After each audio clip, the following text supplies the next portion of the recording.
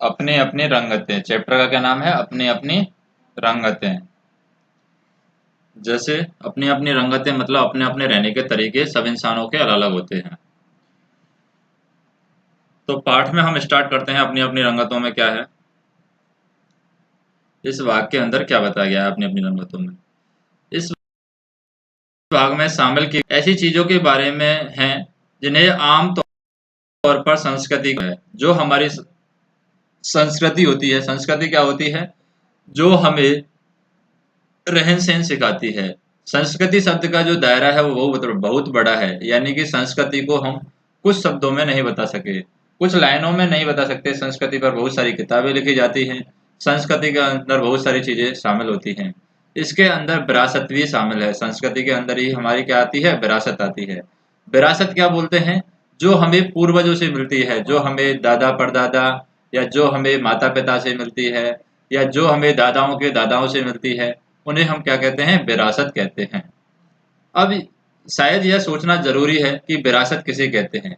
विरासत में उन सब बातों और चीजों को शामिल किया जाता है जो हमें अपने पूर्वजों की याद दिलाती है, जो हमें दादा परदादाओं की याद दिलाती है, जो हमसे 50 साल पहले जो भी हमारे पूर्वज हुए हैं उनकी याद दिलाती है। यानी पुरानी जो इमारतें होती हैं, पुराने जो स्मारक होते हैं, जैसे जो बड़े बड़े किले हैं, जो बड़ी बड़ी किताबें हैं, जैसे कि महाभारत की किताब है, रामायण की किताब है, ये हमें पहले के बारे में बताती है। जो हमारे पास में किले हैं, हमारे देश में जो किले हैं, जैसे अलग अलग किला है, जूनागढ़ किला है, या अलग जगह जो किले, कुंभलगढ़ का दुर्ग है, या जो हम चीजें देखने को जाते हैं जैसे रणथंभौर का दुर्ग है। तो ये सब चीजें हमें किसकी याद दिलाती हैं? विरासत की याद दिलाती हैं। जैसे पहले के बाग बगीचे हैं, सड़कें हैं, ऐसी चीजें सभी विरासत में शामिल होती हैं। इस तरह की विरासत को हम अपनी आंखों से देख सकते हैं, लेकिन विरासत के और कई रूप हैं जो हमारे जीवन में इतने घुल मिल गए हैं कि अक्सर हम उनके बारे में अलग से नहीं सोच। जैसे उदाहरण के तौर पर हम देखें, खाना हम रोज खाते हैं, लेकिन विशेष दिनों में जो पकवान और मिठाइयाँ हम बनाते हैं या जो कपड़े हम पहनते हैं, जैसे होली दिवाली पर हम कपड़े अलग तरीके के पहनते हैं, होली दिवाली पर हम जो पकवान है, मिठाइयाँ बनाते हैं, वो अलग समय पर बनाते हैं। ये सब हमारी क्या है? विरासत का ही अंग है, क्योंकि हमारे पूर्वज भी होली दिवाली मनाते थे, तो हम भी होली दिवाली मनाते हैं। तो ये सब हमारी क्या है? विरासत है। हमारे रोजाना के जीवन का अंग ये बन गए हैं। यदि हम इनके अपनी भाषा, रीति रिवाज, धार्मिक मान्यताएं और जीवन शैली की जोड़ लें, तो ये सारी बातें मिलकर हमारी संस्कृति कहलाती है। तो हमारी संस्कृति में किस तरीके से आ जाएंगी ये बातें? जैसे जैसे पूर्वज हमारे थे, वो शादी करते थे तो किस तरीके से करते थे, उसी तरीके से हम शादी करते हैं। और जैसे पूर्वज हमारे जिस तरीके से जिन देवताओं की पूजा करते थे, उन्हीं देवताओं की हम पूजा करते हैं। तो ये सभी हमारी क्या है? संस्कृति में आ जाते हैं। जैसे पूर्वजों के अंदर हमारी जो धार्मिक मान्यताएं थी, हम किस तरीके से धर्म को मानते थे, उसी तरीके से हम अपने धर्म को मानते हैं। जैसे हमारे पूर्वज, जैसे हिंदू धर्म में पूर्वज क्या है? हिंदुओं में जलाया जाता है मरने के बाद में, तो हम भी मरने के बाद में जलाते हैं। तो ये सभी क्या आते हैं? संस्कृति के अंदर आते हैं, यानी कि हमारी विरासत संस्कृति का ही भाग है। तो इस पाठ्य पुस्तक में इस भाग में शामिल जो रचनाएं हैं, संस्कृति के कुछ विशेष पहलुओं को उभारती हैं। जैसे खिलौने वाला शीर्षक कविता है, कई खिलौनों की याद दिलाती है जिसमें बच्चे खाते हैं। लेकिन ऐसे भी कई खिलौने बाजार में मिलते हैं जो मिट्टी, कपड़े या फिर लकड़ी से बनाए जाते हैं। इन खिलौनों को हाथ से ही बनाया जाता है। इस तरह के पारंपरिक खिलौने भारत के विभिन्न प्रदेशों में अलग अलग रूप से बनाए जाते हैं। हमारे देश में हर हिस्से में मिट्टी और कपड़े की गुड़िया बनाने का रिवाज रहा है। गुड़िया के कपड़े, वाल और जूते इस इलाके की जीवन शैली से मेल खाते हैं। यहाँ वे बनाए गए हैं।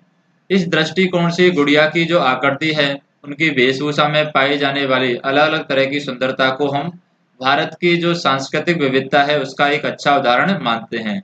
सांस्कृतिक विविधता क्या होती है? जैसे कि हम राजस्थान में रहते हैं, तो राजस्थान की संस्कृति अलग होती है। गुजरात में रहते हैं तो गुजरात की संस्कृति अलग रहती है। अगर आंध्र प्रदेश में जाएंगे तो आंध्र प्रदेश में अलग संस्कृति रहेगी। अगर हम उत्तर भारत में जाएंगे तो वहाँ पर संस्कृति, पहनने का तरीका है वो अलग रहता है। हम दक्षिणी भारत में जाएंगे तो वहाँ पर पहनने का तरीका है, संस्कृति है, वहाँ के रीति रिवाज है, अलग अलग रहते हैं। इसलिए भारत को बोला जाता है कि भारत के अंदर क्या है? सांस्कृतिक विविधता की जो संस्कृति है, अलग अलग जगहों पर अलग अलग संस्कृति भारत में मिलती है। हमारे देश में ऐसे कई त्योहार हैं जिन्हें मनाते समय खास तरह के खिलौने बनाए जाते हैं। लकड़ी की चकरियां बनाई जाती हैं, लकड़ी के लट्टू बनाए जाते हैं। लकड़ी के इन खिलौने पर लाख के रंगों की चमकदार पॉलिश की जाती है ताकि ये जो खिलौने जो बनाए हैं हमने वो सुंदर दिखाई दें। तो फसलों के त्योहार की हम बात कर सकते हैं। यहाँ पर फसलों के त्योहार एक पार्ट है इसका। इस शीर्षक में लेख में फसलों से जुड़े उत्सवों का जिक्र किया गया है जो देश कामों से बनाए जाते हैं।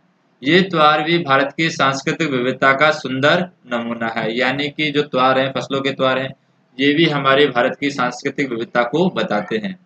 इस पाठ को हम पढ़कर यह समझा जा सकता है कि संस्कृति में कितनी सारी बातें शामिल रहती हैं, जो एक प्रकार की एक तरफ तो प्रकृति और भूगोल से संबंधित होती हैं। जो भी हमारी संस्कृति में बातें होती हैं, एक तरफ तो प्रकृति और भूगोल के बारे में बताती है और दूसरी तरफ ये मनुष्य के द्वारा बनाई गई सामग्री से जुड़ी हुई है।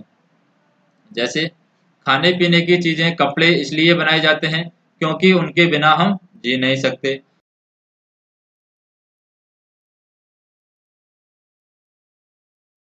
चीजें किसी उपयोगी हो जाती हैं क्योंकि वे सुंदर हैं। जैसे एक कहानी है, एक ऐसे ही लड़के के बारे में है जो पत्थर को तराशकर उन पर घंटियां बनाता था। और देश का कोई ऐसा क्षेत्र नहीं है जहां पत्थर, लकड़ी, मिट्टी, कपड़े या कागज की मदद से सुंदर चीजें नहीं बनाई जाती हो। भारत की हस्तकला सारी दुनिया में अपनी सुंदरता के लिए मशहूर है। हस्तकला क्या होती है?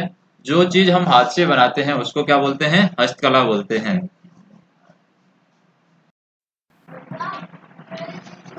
जैसे कपड़े पर कढ़ाई करना, असल है। जैसे कपड़े पर कढ़ाई की जाती है वो कैसे की जाती है? जैसे लोगड़े में बेल लगाए जाते हैं या फिर लहंगे में बेल लगाई जाती है, तो ये सब कपड़े पर कढ़ाई है। कपड़े पर जैसे कोई भी कपड़ा बनाया जाता है, उसको सुंदर बनाया जाता है तो उस पर कढ़ाई करनी होती है, जिसका महत्व जहाँ चाहा वहाँ राह शीर्षक रचना में समझा गया है। तो एक पाठ है यहाँ पर, जहाँ चाहा वहाँ राह, यानी कि जहाँ पर हम चाहते हैं वहीं राह बना देते हैं, जो हम चाहते हैं वही काम हम करते हैं। तो वो इसमें आ जाएगा, जहाँ चाहा वहाँ राह शीर्षक में। हमारे घर पर तकिए का गिलाफ बनाया जाता है, मेजपोश या फिर माँ की शॉल पर रंगीन धागों की कढ़ाई हम देख सकते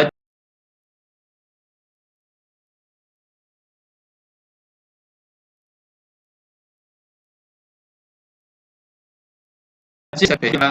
मिठाई और त्योहारों की तरह भी कढ़ाई की सैकड़ों शैलियाँ हमारे देश में अलग अलग हिस्सों में पाई जाती हैं।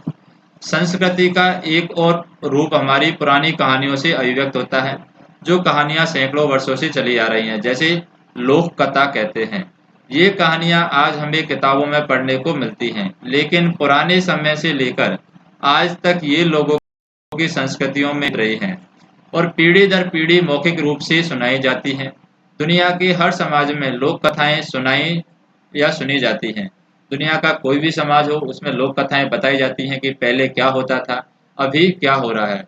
तो लोक कथाएं क्या होती हैं? जो कहानियां बहुत पुराने समय की हैं, जो सिर्फ हमें किताबों में पढ़ने को मिलती हैं, जो हम लोगों के द्वारा सुनते हैं, जो पीढ़ी दर पीढ़ी मौखिक रूप से सुनाई जाती हैं, जो बोलने के द्वारा सुनाई जाती हैं, उन्हें हम कहते हैं लोक कथाएं।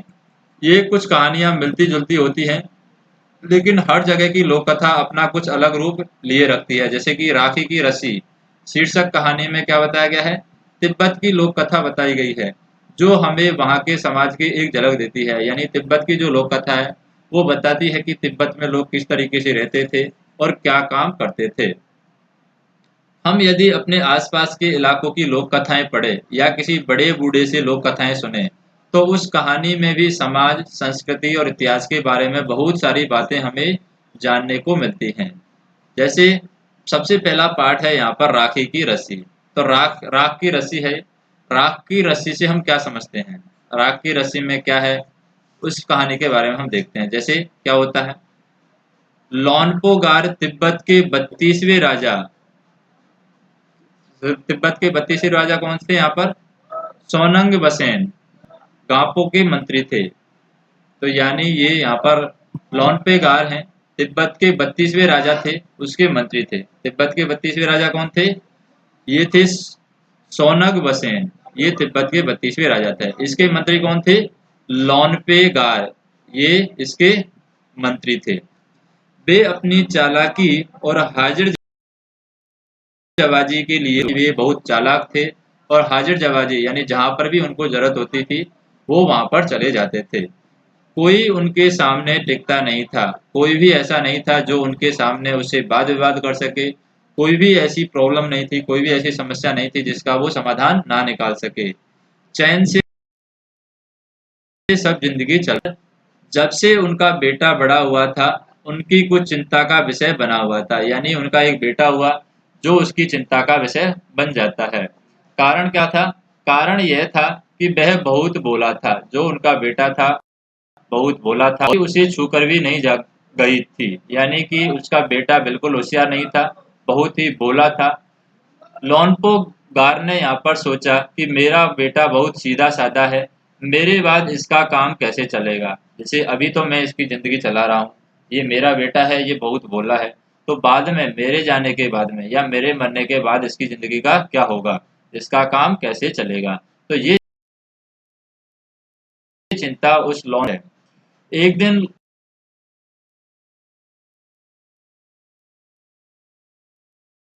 लोन पे गार ने अपने बेटे को 100 भेड़ दे दी और बोला कि इन भेड़ों को लेकर तुम कहाँ जाओ? शहर जाओ, मगर इन्हें मारना या बेचना नहीं। तुम्हें सिर्फ शहर जाना है, ना ही भेड़ों को तुम्हें मारना है और ना ही तुम्हें इन भेड़ों को बेचना है। और इन्हें वापस लाना है 100 जौ के बोरों के साथ। यानी कि भेड़ों को लेकर जाना है और इसे वापस लाना कहाँ पर है? 100 जौ के बोरों के साथ में लाना है। यानी कि इनके बदले या फिर इनकी जगह पर या इनको 100 जौ के बोरों के साथ में लाना है, वरना मैं तुम्हें घर में नहीं घुसने दूंगा। अगर तुम 100 जौ के बोरे नहीं लेके आए तो मैं तुम्हें घर में नहीं घुसने दूंगा। इसके बाद उन्होंने बेटे को शहर की तरफ रवाना कर दिया।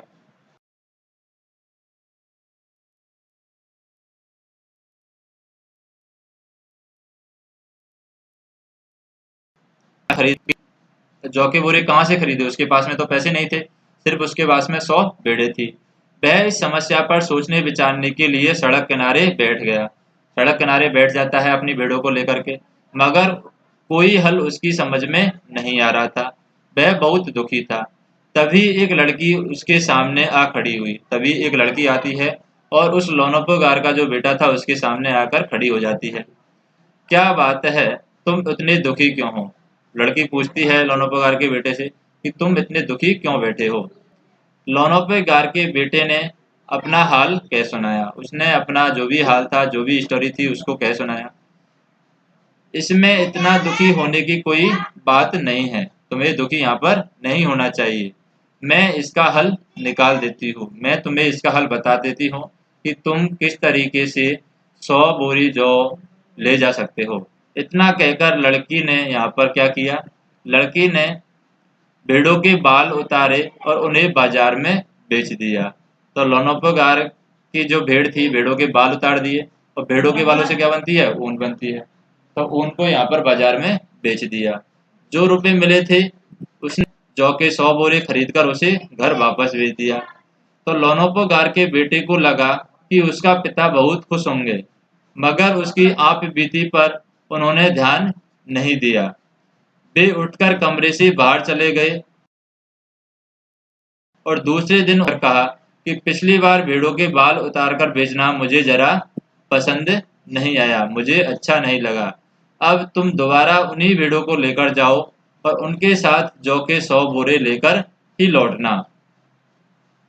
एक बार फिर निराश लोनोपोगार का बेटा शहर में उसी जगह जा बैठा। न जाने क्यों उसे यकीन था कि वह लड़की उसकी मदद के लिए जरूर आएगी, और हुआ भी कुछ ऐसा ही। वह लड़की आई। उसने यहाँ पर उससे उसने अपनी मुश्किल कह सुनाई। अब तो बिना जौ के 100 बोरों के मेरे पिता मुझे घर में नहीं घुसने देने। लड़की सोचकर बोली, एक तरीका है। उसने भेड़ों के सींग काट दिए और उन्हें बेचकर जो रुपए मिले थे उनमें से 100 बोरे जौ खरीद लिए। बोर लोनो जो बोरे यहाँ पर लोनोपेगार के बेटे को सौंपकर लड़की ने उसे वापस घर भेज दिया। भेड़े और जौ के बारे में पिता के हवाले करते हुए लोनोपेगार का बेटा खुश था। उसने विजयी भाव से सारी कहानी कह सुनाई। सुनकर लोनोपोगार बोले, उस लड़की से कहो कि हमें 9 हाथ लंबी राख की रस्सी बनाकर दे। लोनोपोगार का बेटा है या लोनोपोगार है, वो अपने बेटे से कहता है कि जिस लड़की ने तुम्हारी मदद की है, उस लड़की से कहो कि हमें क्या दे, 9 हाथ लंबी राख की रस्सी बनाकर दे। यानी राख से किस तरीके से रस्सी बन सकती है, उसकी रस्सी हमें बनाकर दे। उनके बेटे ने लड़की के पास जाकर पिता का संदेश दोहरा दिया। लड़की ने एक शर्त रखी कि मैं रस्सी बना तो दूंगी, मगर तुम्हारे पिता को यह गले में पहननी होगी। यानी मैं राख की रस्सी बना तो दूंगी, लेकिन वो रस्सी तुम्हारे पिता को गले में पहननी होगी। लोनोपेगार ने सोचा कि ऐसी रस्सी बनाना ही असंभव है, इसलिए लड़के की शर्त यहाँ पर मंजूर कर ली। अगले दिन लड़की ने 9 हाथ लंबी रस्सी ली और उसे पत्थर के सिल पर रखा। 9 हाथ लंबी रस्सी लेकर के पत्थर के सिल पर रख दिया और जला दिया। रस्सी जल गई, मगर रस्सी की आकार की राख यहाँ पर बच गई। इसे वह सिल समेत लोनोपोगार के पास ले गई और उसे पहनने के लिए कहा। तो लोनोपेगार रस्सी के देखकर यहाँ पर चकित रह गए। वे जानते थे कि राख की रस्सी को गले में पहनना तो दूर, उठाना भी मुश्किल है। हाथ लगाते ही वह रस्सी टूट जाएगी। तो लड़की ने उसकी अपनी चालाकी यहाँ पर धरी रह गई और बिना वक्त गवाए लोनोपोगार ने अपने बेटे की शादी का प्रस्ताव लड़की के सामने रख दिया और धूमधाम से उन दोनों की यहाँ पर क्या हो जाती है, शादी हो जाती है। तो लोनोपोगार के बेटे और उस लड़की की यहाँ पर शादी हो जाती है। अब यहाँ पर क्वेश्चन क्या पूछा जाता है, जैसे भोला भाला क्या है। तिब्बत के मंत्री अपने बेटे के भोलेपन से चिंतित रहते थे। क्यों चिंतित रहते थे? तुम्हारे विचार में भी किन किन बातों के बारे में सोचकर परेशान थे? क्योंकि भोला भाला है, इसके बारे में क्या होगा, ये इतना समझदार नहीं है, ये सोच नहीं सकता, इसके बारे में चिंता थी। तुम तिब्बत के मंत्री की जगह होते तो क्या उपाय करते? तिब्बत के मंत्री की जगह पर अगर तुम होते तो तुम इसमें क्या उपाय करते? दूसरा, यहाँ पर शहर की तरफ के क्वेश्चन बताए गए हैं, जैसे कि मंत्री ने अपने बेटों को शहर क्यों भेजा था, किस लिए भेजा था? उसने अपने बेटों को भेड़ों के साथ शहर में क्यों भेजा? जानना चाहते थे कि बेटा है वो सफल होता है या नहीं होता है। तो तुम्हारे घर के बड़े लोग पहले कहाँ रहते थे, घर में पता करो। आस पड़ोस में भी किसी ऐसे व्यक्ति के बारे में पता करो जो दूसरी जगह आकर बस गया हो। उससे बातचीत करो, जानने की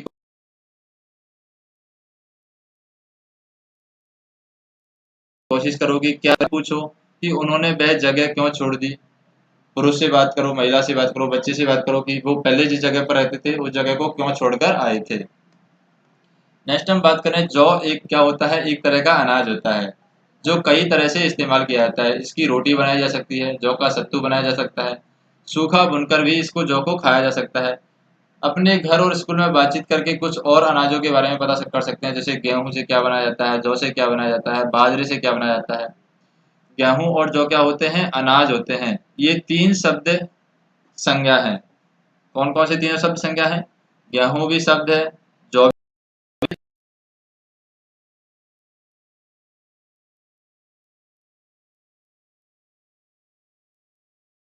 तीनों शब्द शामिल है। और अनाज क्या है, जातिवाचक संज्ञा है, क्योंकि ये जाति के बारे में बता रहे हैं। अनाज में सारी जाति आ जाती है, गेहूं है, बाजरा है, जौ है, मक्का है, तिल है, ये सारी चीजें जातिवाचक संज्ञा में आएंगी।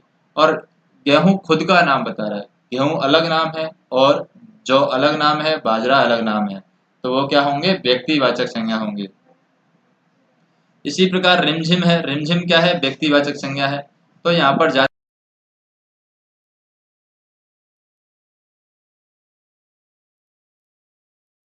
जातिवाचक संज्ञा है और यहाँ पर भाजन क्या है, एक जातिवाचक संज्ञा है। शहर, शहर क्या है, एक जातिवाचक संज्ञा है। वेशभूषा, वेशभूषा क्या है, एक जातिवाचक संज्ञा है। लेह, लेह एक जगह का नाम है, तो ये क्या है, व्यक्तिवाचक संज्ञा है।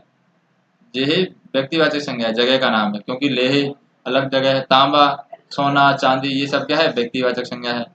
खिचड़ी है, तो खिचड़ी किसकी बनाई जाती है, एक सिर्फ एक चीज की बनाई जाती है, खिचड़ी किसी की भी बनाई जा सकती है, तो ये जातिवाचक संज्ञा है। और जो सिर्फ खुद की बनाई जा सकती है वो व्यक्तिवाचक संज्ञा होगी। तो यहाँ पर हम कह सकते हैं हर जातिवाचक संज्ञा के 3 व्यक्तिवाचक संज्ञाएं खुद सोचकर लिखना है हमें। तो ये सब जातिवाचक संज्ञा, ले है जातिवाचक संज्ञा, शेरवानी होती है, शेरवानी किसी भी कपड़े की बनाई जा सकती है, तो ये जातिवाचक संज्ञा है। तो ये सारी जो जातिवाचक संज्ञा है, तांबा, तो ये जातिवाचक संज्ञा के लिए 3-3 हमें व्यक्तिवाचक संज्ञा खुद सोचकर लिखनी है, जो भी जातिवाचक संज्ञा यहाँ पर दी गई है। तो पहले तो इनका जातिवाचक संज्ञा और व्यक्तिवाचक संज्ञा में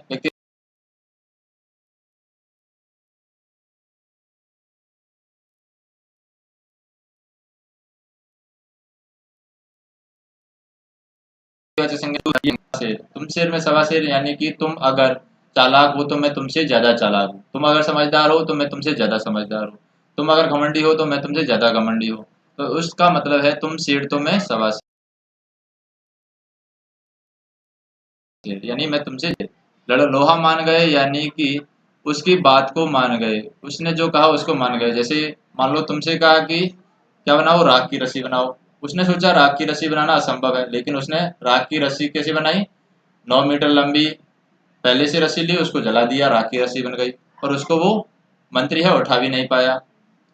ये सचमुच नेले पर दहला है, सचमुच नेले पर दहला है, यानी कोई अगर हमसे कुछ बात कहता है, उसका हम अच्छी तरीके से आंसर देते हैं तो उसे कहते हैं नेले पे दहला। जैसे उसने रस्सी बनाने की बोला था, लड़की ने रस्सी बनाकर दे दी, तो ये नेले पे दहला है, यानी वो सोच रहा था कि लड़की से रस्सी नहीं बनेगी, लेकिन उसने बना दी, तो ये क्या है, सचमुच नेले पर दहला है। तुम्हें भी यही करना होगा, यानी कि तुम्हें भी ऐसा ही काम करना होगा, सभी लोहा मान जाए ऐसा काम करना होगा, या तुम्हें भी ऐसा करना चाहिए जो सभी नेले पर दहला उसको समझे। तुम भी ऐसा कोई काम ढूंढे जिसे करने पर सूझबूझ की जरूरत हो, जैसे कि यहाँ पर ये भेड़ के बाल बेच करके जो लाया था, ऐसा कोई काम सोच सकते हो जिसमें सोच समझ की जरूरत हो, जिसमें तुम्हें सोचने की जरूरत हो, उसे इस कागज में लिखो और तुम अपनी अपनी चिट को एक डिब्बे में डाल दो, डिब्बे के बीच में रखकर उनके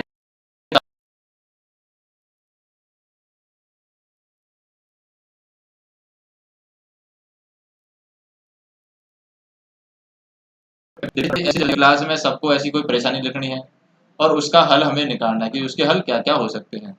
दूसरा, मंत्री ने बेटे से कहा कि पिछली बार भेड़ों के बाल उतारकर बेचना मुझे जरा पसंद नहीं आया, क्या मंत्री को सचमुच यह बात लगाओ,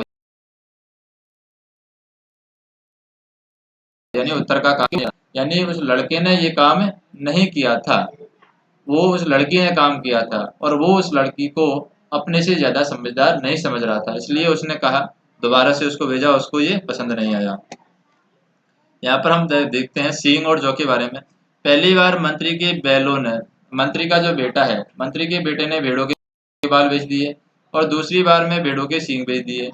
जिन लोगों ने ये चीजें खरीदी थी, उन्हें भेड़ों के बालों और सींगों का क्या किया होगा, अपनी कल्पना से बताओ। तो भेड़ों के बालों से ऊन बनाई होगी, ऊन से कपड़े बनाए होंगे। सींगों से क्या बनाया होगा, सींगों से यहाँ पर कोई भी हथियार बनाए होंगे, या फिर सींगों से फिर चमड़ी बनाई होगी, चमड़ा, फिर या फिर जो जूते होते हैं, जूते के नीचे का हिस्सा है वो बनाया होगा। तो सींग भी यहाँ पर काम आते हैं भेड़ों के, और ऊन भी यहाँ पर भेड़ों के बाल हैं ऊन बनाने के काम आते हैं।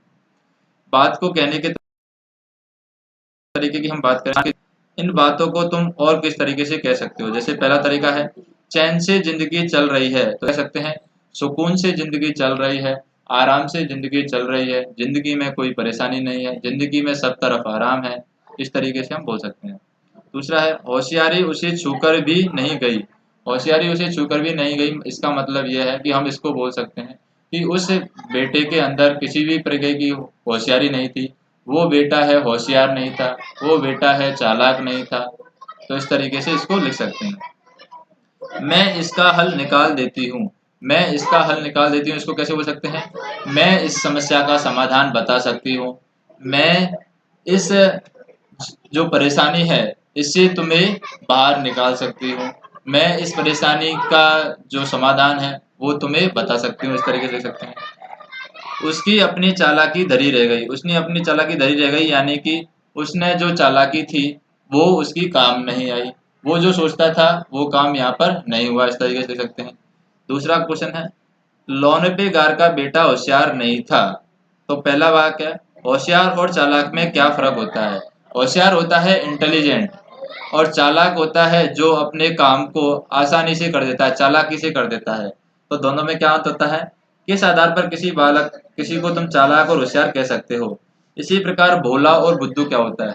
भोला होता है जो ज्यादा सोचता नहीं हो, यानी कि हर काम को मान लेता है। बुद्धू होता है बेवकूफ टाइप में। तो इस बारे में सोच सकते हैं कि भोला और बुद्धू क्या होता है, भोला क्या होता है, बुद्धू क्या होता है, चालाक क्या होता है और होशियार क्या होता है। नेक्स्ट हम देखते हैं कि लड़की को तुम समझदार कहोगे या बुद्धिमान। तो यहाँ पर लड़की को क्या कहेंगे? समझदार और बुद्धिमान दोनों ही कहेंगे। समझदार भी थी लड़की और बुद्धिमान भी थी। तो क्यों कहेंगे? समझदार कहेंगे तो क्यों कहेंगे? बुद्धिमान कहेंगे तो क्यों कहेंगे? ये बता सकते हैं। नेक्स्ट हम देखें, जैसे कि यहाँ पर एक कहानी है, नाम दो कहानी है। कहानी का नाम क्या है? नाम दो। जैसे कहानी में यहाँ पर लोनोपोगार के बेटे और लड़की का कोई नाम यहाँ पर नहीं दिया गया है। तो नीचे तिब्बत में बच्चों के नामांकन के बारे में बताया गया है। यहाँ पर परिचय पढ़ना है और मनपसंद नाम है, यानी ये कहानी पढ़नी है और जो भी बेटा था और जो लड़की थी उनको नाम देना है हमें। तो कहानी हम स्टार्ट करते हैं। जैसे कि एक तो है नाइमा, डाबा, मिगमार, लाखपा, नुक्खू और फू दरेजे। ये क्या है? कोई खाने की चीज या घूमने की जगहों के नाम नहीं है। ये सभी तिब्बती बच्चों के कुछ नाम हैं, यानी तिब्बत में जो बच्चे होते हैं उनके नाम है। बच्चों के नाम है नाइमा, डाबा, मिगमार, लाक्पा, नुक्खू और फूदोड़जे। ये सारे नाम तिब्बत के शुभ माने जाते हैं। नामिया नाम दिया जाता है रविवार को जन्म लेने वाले बच्चे को। जो बच्चा रविवार को जन्म लेता है उस बच्चे को हम तिब्बत में नाम क्या देते हैं? नामिया देते हैं। मानते हैं कि इससे बच्चों को उस दिन के देवता सूरज जैसी शक्ति यहाँ पर मिलेगी और जब जब उसका नाम पुकारा जाएगा वह सक जाएगी। सोमवार को जो जन्म लेने वाले बच्चा है उसका नाम क्या रखते हैं? हम डाबा रखते हैं। तो डाबा रखा जाता है। तो यहाँ पर यह लड़का लड़की दोनों का नाम हो सकता है। डाबा रख सकते हैं तिब्बत में और लड़की का भी नाम रख सकते हैं। डाबा किसका नाम रखते हैं? जो सोमवार को जन्म लेता है। तिब्बती भाषा में डाबा के दो मतलब होते हैं। पहला होता है सोमवार और दूसरा होता है चांद। यानी डाबा चांद जैसी रोशनी फैलाएगा और अंधेरा दूर करेगी। यानी लड़की का नाम अगर हमने रखा है डाबा तो इसका मतलब वो चांद जैसी रोशनी फैलाएगी और अंधेरा दूर करेगी। तिब्बत में बुद्ध के स्त्री पुरुष रूपों पर भी नामांकन करते हैं। जैसे खासकर दोलमा नाम है बहुत मिलता है। यह बुद्ध के स्त्री रूप तारा का ही, बुद्ध ने जो स्त्री रूप लिया था तारा, उसका ये तिब्बती नाम है। क्या नाम है? दोलमा। नेक्स्ट हम देखें दुनिया की छत। तो यहाँ पर लड़का और लड़की को नाम दे सकते हैं। क्या नाम दे सकते हैं? लड़की को हम नाम दे देते हैं, मान लो डाबा नाम देते हैं। जो लड़की थी जिससे उस बेटे की शादी हुई थी उसको डाबा नाम दे दिया। और लड़के का नाम हम दे देते हैं, क्या देते हैं? नाइमा नाम दे देते हैं। तो कोई भी नाम यहाँ पर हम इनमें से दे सकते हैं। डाइमा क्या देते हैं? नाइमा नाम दे दिया। अब बात करते हैं यहाँ पर बुद्ध की छत के बारे में। दुनिया की छत है। दुनिया की छत में क्या है? दुनिया के बारे में क्या बताया गया दुनिया की छत में? किसी भी लोक कथा को समझने के लिए उस इलाके की जलवायु के बारे में पता होना चाहिए कि वहाँ की जलवायु कैसी है, वहाँ गर्मी है, सर्दी है, उसके बारे में पता होना चाहिए। वहाँ के रहन सहन के बारे में पता होना चाहिए। वहाँ के खान पान के बारे में हमें पता होना चाहिए होता है। जिस इलाके में वह लोक कथा सुनाई जाती है, राख की रस्सी शीर्षक लोक कथा तिब्बत से संबंधित है, जिसे दुनिया की छत यहाँ पर कहा जाता है। तो दुनिया की छत किसे कहते हैं? हम तिब्बत को कहते हैं, क्योंकि यह बहुत ऊंचे पठार पर स्थित है। तिब्बत कहाँ पर है? ऊंचे पठार पर स्थित है, इसलिए हम इसको क्या कहते हैं? तिब्बत को दुनिया की छत। जमीन के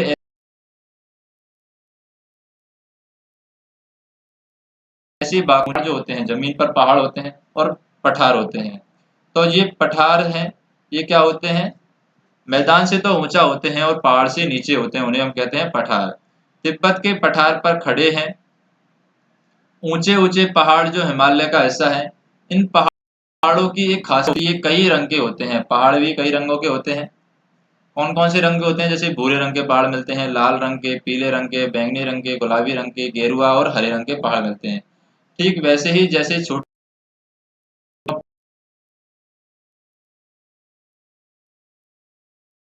में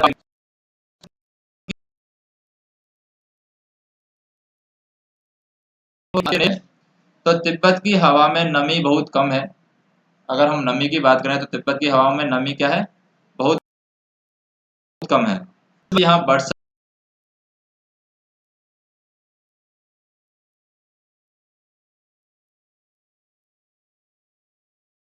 और भारत का जो पूर्व भाग है वो भी यहाँ पर ऐसा ही है, जहाँ घने जंगल पाए जाते हैं। इन जंगलों में पेड़ पौधे, पशु पक्षियों की दुर्लभ किस्में मिलती हैं। दुर्लभ किस्में क्या होती हैं? जो बहुत कम मिलती हैं। ऐसे पक्षी यहाँ पर मिलते हैं जो हम देख नहीं सकते या जो हम ज्यादातर नहीं देखते हैं। ऐसे पशु पक्षी यहाँ पर मिलते हैं। तरह तरह के पेड़ पौधे मिलते हैं, तरह तरह की जड़ियाँ बूटियां यहाँ पर जंगलों में मिलती हैं। तिब्बत तिब्बत की जो मिट्टी है कहीं रेतीली है, यानी रेत ही रेत है, तो कहीं पर लाल है, पीली है और कहीं पर काली है। तिब्बत में लगभग 1500 झीलें, कितनी झीलें हैं? 1500 झीलें। ये झील बनती हैं पहाड़ों की बर्फ पिघलने से, यानी पहाड़ों की जब बर्फ पिघलती है तो क्या बन जाती है? झील बन जाती हैं। इनमें मानसरोवर झील का बहुत नाम है। यहीं से जो सांगपे यानी ब्रह्मपुत्र नदी निकलती है। तो तिब्बत में जो मानसरोवर झील है, उस मानसरोवर झील से कौन सी नदी निकलती है? यहाँ पर सांगपे यानी कि ब्रह्मपुत्र नदी यहाँ पर निकलती है। काफी ऊंचाई पर बसा होने के कारण तिब्बत बहुत क्या है? ठंडा प्रदेश होता है, वहां पर ठंड ज्यादा होती है। यहाँ की सर्दी का हाल बहुत ज्यादा है, पूछने वाला नहीं है। यहाँ की सर्दी का हाल मत पूछो। ऐसा लगता है जैसे किसी ने फ्रीज में डाल दिया हो। ऊपर से यहाँ पर तेज और ठंडी हवा चलती है, इसलिए वहाँ के लोग हमेशा भारी भरकम गर्म कपड़े यहाँ पर पहनते हैं। यानी तिब्बत के जो लोग हैं वो बहुत गर्म कपड़े पहनते हैं, बहुत ज्यादा कपड़े यहाँ पर पहनते हैं, क्योंकि ठंड वहाँ पर बहुत है। तिब्बती लोगों की घर बनाने की कारीगरी, यहाँ तिब्बत का घर ये दिखाया गया है किस तरीके का यहाँ पर तिब्बत में घर बनाया जाता है। ये घर बहुत ही शानदार बनाते हैं। यहाँ लकड़ी के बने हुए बहुमंजिला घर हैं। घर लकड़ी से बनाए जाते हैं। लोग अब पत्थर, मिट्टी और सीमेंट के घर भी यहाँ पर बनाने लगे हैं। पहले यहाँ पर ये जो लकड़ी है, लकड़ियों के ही घर यहाँ पर बनाए जाते थे। खिड़कियां भी बहुत अधिक बनाई जाती हैं इन घरों में, ताकि सूर्य की ढेर सारी रोशनी है घर के अंदर आ सके। भूकंप से बचाने के लिए दीवारें अंदर की ओर थोड़ा झुकी रहती हैं, ताकि भूकंप का यहाँ पर नुकसान ज्यादा ना हो। तिब्बत का सबसे बड़ा शहर है लहसा। तो यहाँ पर लहसा लहसा एक शहर है जो तिब्बत का सबसे बड़ा शहर है। यहाँ पर 3650 मीटर की ऊंचाई, यह दुनिया का सबसे ऊंचा शहर है। ये कितनी ऊंचाई है इसकी? 3650 मीटर की ऊंचाई है और दुनिया का सबसे ऊंचा शहर है। माना जाता है कि कपड़े और खाने पीने के लिए यहाँ का बाजार, खाने पीने की चीजें बहुत मिलती हैं। लहसा को तिब्बतियों का दिल कहा जाता है। ये बहुत सुंदर है। इसको हम तिब्बती लोगों का क्या कहते हैं? लहसा को दिल कहते हैं। तो ये तिब्बत की कहानी है।